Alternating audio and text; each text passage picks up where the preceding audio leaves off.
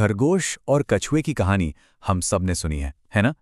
पर आज हम इस कहानी को एक अलग ही नजरिए से देखने वाले हैं। ये सिर्फ बच्चों को सुनाने वाली कहानी नहीं है, बल्कि ये तो स्ट्रैटेजी और सही माइंडसेट का एक जबरदस्त केस स्टडी है। तो चलिए, इसके अंदर छिपे हुए सबक को जरा खोद कर निकालते हैं। सोच कर ही अजीब लगता है ना, कि जो सबसे धीमा है वो रेस कैसे जीत सकता है। मतलब आमतौर पर तो यही माना जाता है कि स्पीड ही सब कुछ है, पर यह कहानी हमें कुछ और ही सिखाती है। ये बताती है कि शायद हमारा फोकस ही गलत जगह पर है। तो चलिए देखते हैं कि ये हुआ कैसे।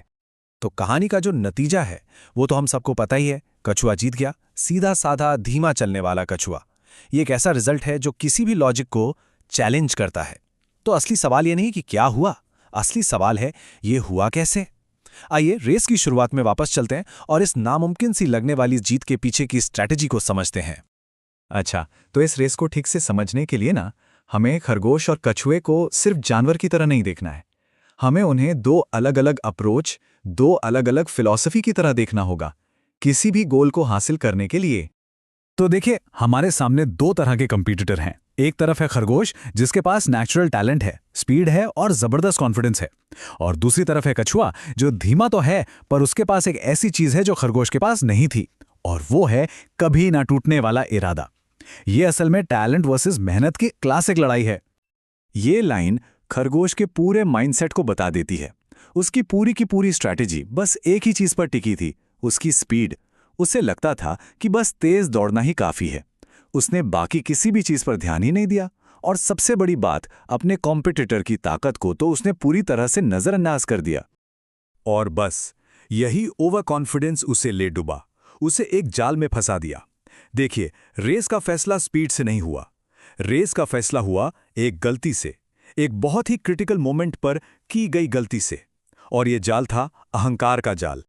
तो रेस शुरू हुई और जैसा कि सबने सोचा था, खरगोश तो भाई रॉकेट की तरह आगे निकल गया। रेस के बीच तक तो वो जीत से बस कुछ ही कदम दूर था।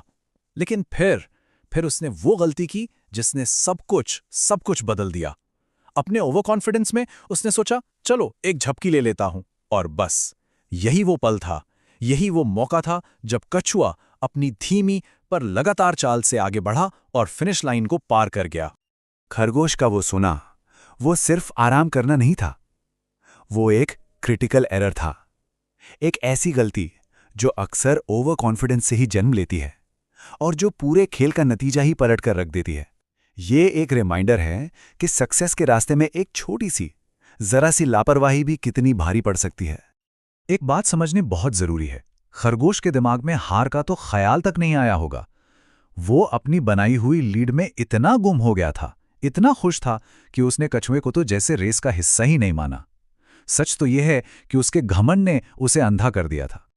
तो ठीक है, अब तक हमने ये देख लिया कि रेस में क्या हुआ। अब जरा इस पर बात करते हैं कि हम इससे क्या सीख सकते हैं, क्योंकि इस कहानी की असली कीमत इसकी सीख में ही छिपी है। और वो सीख है दृढ़ता की शक्ति। तो देखिए, यहां से तीन बड़े सबक मिलते हैं। पहला तो ये कि लगातार चलते रहना अक्सर तेज दौड़ने से कहीं ज्यादा जरूरी होता है। दूसरा, कभी हार ना मानने का जो एटीट्यूड है वो अपने आप में ही एक विनिंग स्ट्रैटेजी है। और तीसरा, घमंड या ओवर कॉन्फिडेंस अक्सर ऐसी गलतियां करवाता है जिनसे आसानी से बचा जा सकता था। और ये पूरी बात इस एक लाइन में बहुत खूबसूरती से कही गई है। इससे कोई फर्क नहीं पड़ता कि कोई कितना तेज या मजबूत है। जो चीज मायने रखती है वो है स्थिर रहना और कभी हार न मानना। ये सिर्फ एक रेस की बात नहीं है, ये तो जिंदगी के किसी भी लक्ष्य को पाने का मूल मंत्र है। और ये एक बहुत बहुत जरूरी पॉइंट है। कछुआ सिर्फ इसलिए नहीं जीता कि खरगोश फेल हो गया। नहीं, कछुए की जीत उसकी अपनी स्ट्रैटेजी का नतीजा थी। उसने सिर्फ अपनी चाल पर ध्यान दिया, अपने प्रोसेस पर भरोसा रखा और बस चलता रहा अंत तक। उसकी जीत असल में उसकी अपनी कंसिस्टेंसी की जीत थी। तो ये सारी बातचीत हमें एक आखिरी सवाल पर लाकर छोड़ती है। अपनी जिंदगी में, करियर में या पर्सनल गोल्स में ऐसी कौन सी जगहें हैं जहां स्पीड से ज्यादा स्थिरता यानी कंसिस्टेंसी सबसे बड़ी ताकत बन सकती है? इस सवाल पे जरूर सोचिएगा।